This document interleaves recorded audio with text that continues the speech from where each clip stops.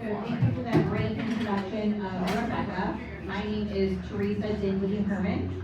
Rebecca and I are co-founders of the group called Ohioans for Child Protection. This group has heard from us before, and because of you and other constituents, we were able to pass a grooming law in the state of Ohio. And I want to thank you all for that. Children are better protected because of our constituents passing that law. So thank you to all of you. Other exciting news, other states are following our lead. Kentucky, and we got a phone call from concerned family in Missouri, and they very quickly passed their grooming law in their state as well. So all because of one brave survivor coming forward just 6 years ago in Cincinnati, and Rebecca and I getting the fuel going and coming out and talking to all of you, all because of that brave victim. We are able to better protect other children here in the state and now across the country. I wanted to also let you know, because of the case that brought us here, the Drew case, not sure if any of you have seen, but former Father Drew will be getting out of prison this August.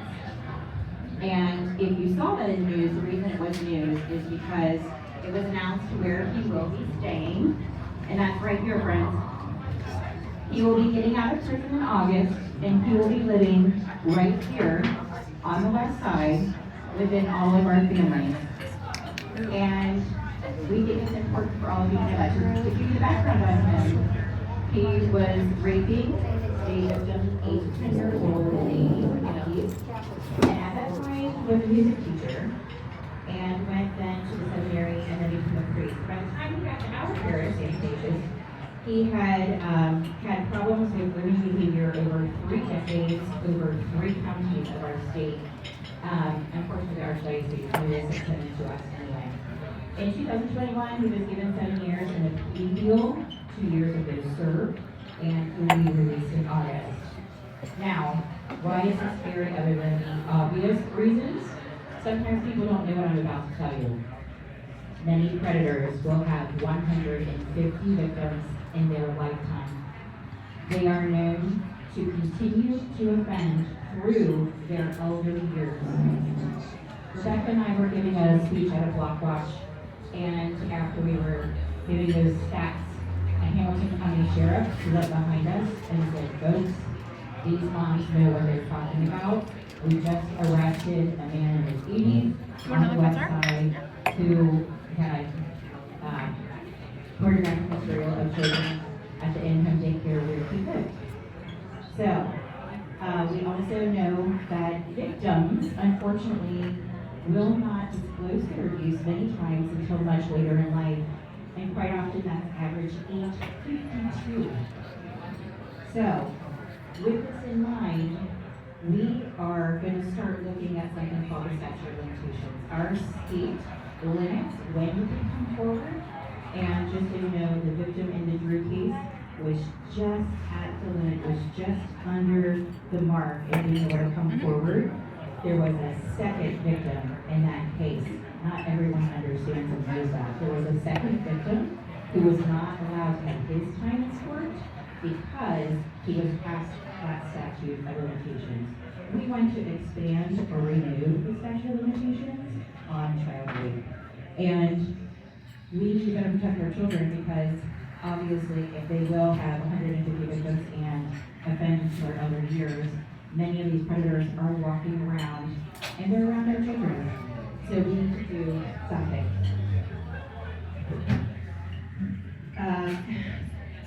I want to bring this up because I still don't think everyone gets it. And Rebecca and I, and all of our work that we did in the Drew case, and all the research that we did, we were able to hear some of the testimony of people who were witnesses or would have been witnesses in the trial had it not been fled. And imagine a grown Catholic man who's a professional in our Catholic schools, who in his conversation with a police officer, near tears, saying they knew, they all knew.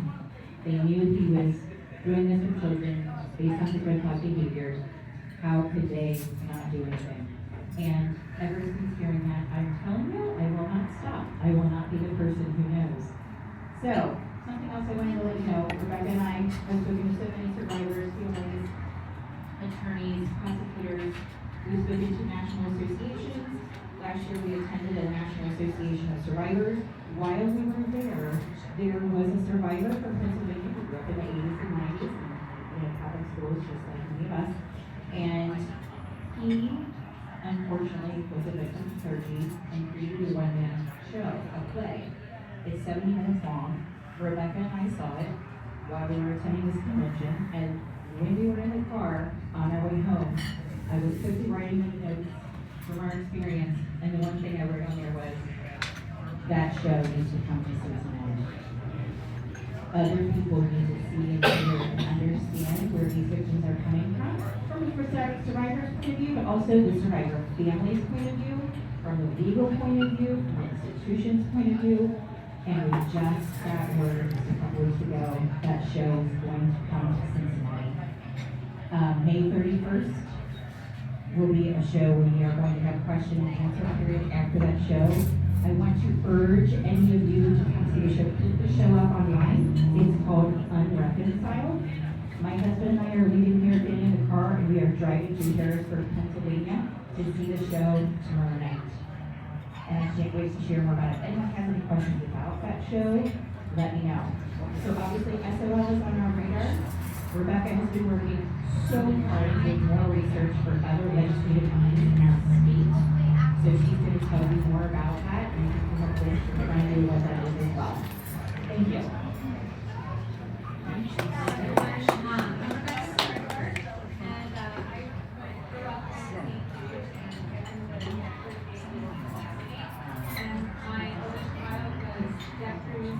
First bachelor's in my seminary, and she went on to actually initiate her and all of my kids are living fast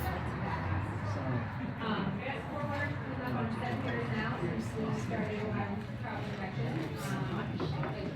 Teresa said, we did see the original cast, and there have been perpetrators arrested and criminal already here in Ohio. And we would like to think that part of stopping the cycle of violence in our state, and hopefully make those from identifying our offenders faster. But we do have some great bills tonight that we would really do support on. The first one on your sheet is actually a federal funding bill. It's HR 99 is sponsored by Representative Anna Glaser in Missouri. And it already passed the House, it's in the Senate. That's why I have the numbers to call for our 2 Ohio senators. And basically, a lot of our rape crisis centers in our state are permitted out of the funding.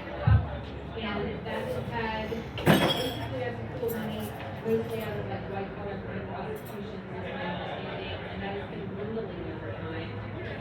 This is a legislative fix that would keep our rape crisis centers funded until 2029. It doesn't come out of direct tax revenue. It's from another form of like fraud behind the U.S. government.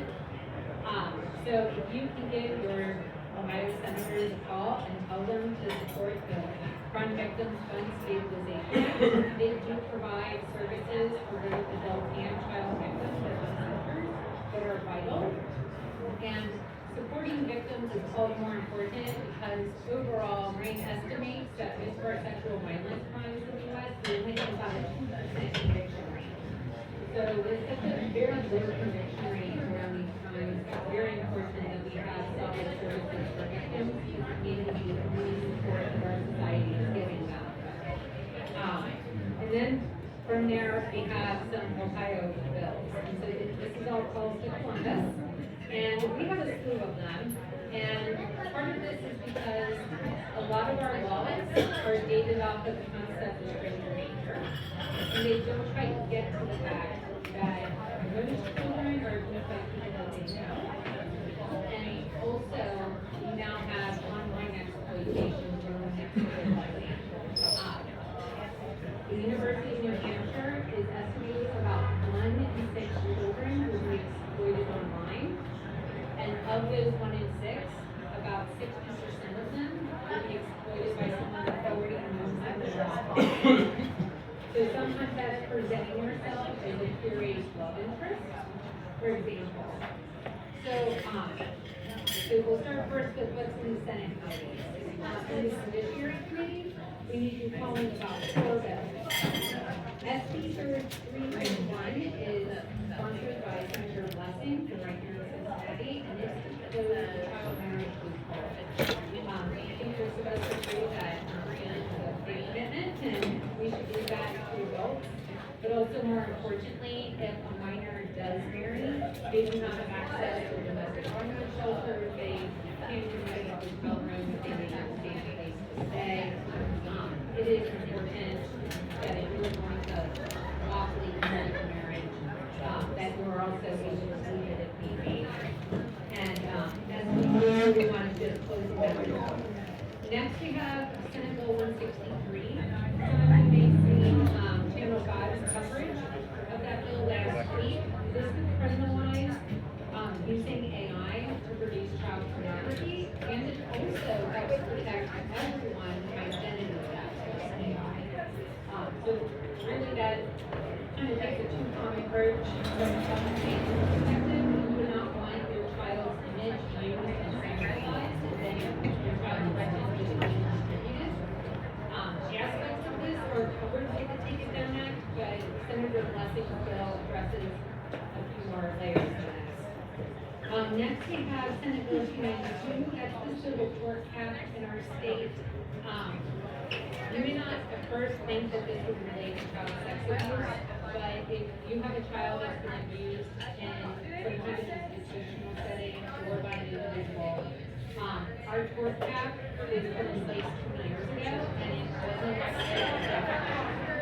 so we put that cap right now from monetary amounts that our state house deemed appropriate 2 years ago. And so we have Senator Blessing on that one as well, and there's a companion one in the House with Representative Taylor. And it's meant to just address that. Also in the civil process, like when you saw 25 old first grade girls abused by a gym teacher, those parents in that civil case got a full list of protections from the relationship community court. And that's a lesser known component for policing safety in your community, is that if you keep the economics of accessing your civil court viable for these victims, they are usually advocating for safety to protect the next group of kids coming through that door. The last one is SB 421, and that is actually to serve adults who benefits like your 18 or your 20-year-old at a university campus. And that means their civil SOL from 9 a.m. to 5 years. Right now, we have one of the lowest in the state. This will align us with Texas. And Senator Manning, which is the chair of the Judiciary Committee, is backing that. Also in the Senate, as the Small Business and Economic Opportunity Committee, we have Senator Blessing's gateway drug testing devices. Right now, it's estimated about 13% of college students will experience drugging. But this also impacts adult populations throughout the state. And what the senator proposes, as other states have done, is having gateway drug testing devices available in restaurants and bars. And this seems to be a good turn. And if you keep an eye on the time logs, you see this kind of popping up all the time. But sadly, a lot of people don't realize that it's a possibility until kind of remember what happened the night before and realize they have no memories of it. And they kind of put 2 or 2 together. I know a few adults in middle age have been impacted by this. It's like pretty good experience. And there was just a little town Ohio arrest of a bartender that was drugging people. To switch to the House committees, we have their judiciary, we have HB 417, and that's just the civil court cap that we just went over before, that has a companion in the Senate that Blessing is sponsoring. HB 659, which Teresa brought up statute of limitations. This could be like a strong ground step for like a narrow student body of child victims the state still needs something on it. And then HB 723, Rep Miller is sponsoring this. This is Trade Law. This prohibits non-disclosure agreements for child sex abuse settlements. Craig was a survivor of childhood sex abuse that grew up in Texas and was reduced to Missouri. When his age grade level, he had to sign an NDA, and part of that signing thing, that he was never allowed to talk about what happened to him, eventually led to his suicide rate. We also know that this is an aspect of a public safety problem too, that when you silence victims, particularly in a state like ours, which has a statute of limitations that runs out way too fast, you don't have an opportunity to know who's not suitable to be around the courtroom. And lastly, on the back, we have the Public Safety Committee. And our local rep, Cindy Abrams, is the chair of that. And we have the Amanda Dean law at HB 654. And that's to increase the penalties for abuse of the court. That dates back to a horrific murder and someone who got off way too lightly. And then also HB 677. Did you hear about that case in Fishers, Indiana, the teenager that was manipulated on something of a man that she thought was more serious and was murdered here in Ohio? Okay, or this was, I think she was 17. Indiana and Ohio both have a similar problem. A lot of where we take the age for kidnapping and where it switches to abduction.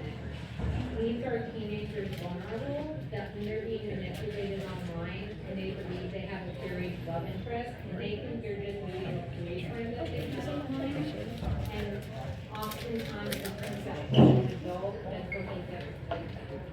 But because they willingly left due to manipulation, this is considered only interfering with the parent's custody, and law enforcement is able to track their offenders. And we lose valuable hours on the safety fair because predators are exploiting what the gated areas are.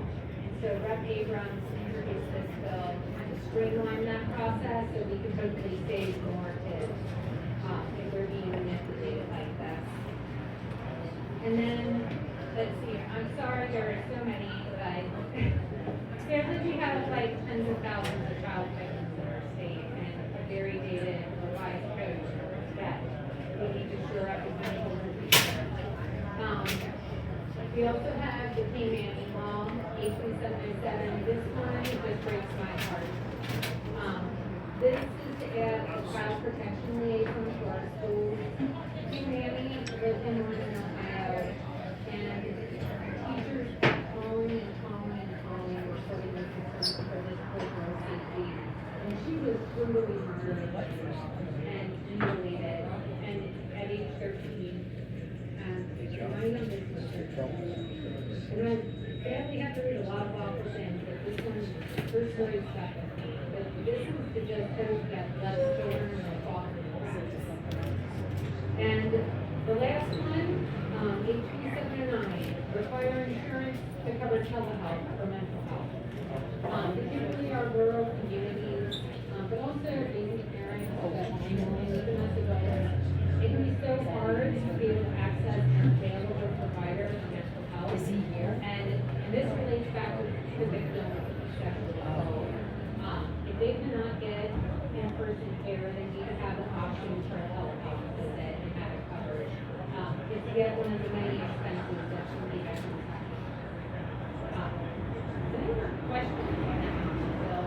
I suggest that you break it up a little. Like, I save all these phone numbers to my cell phone, and like when I'm away from the dishwasher or if I'm, start reading for a kid.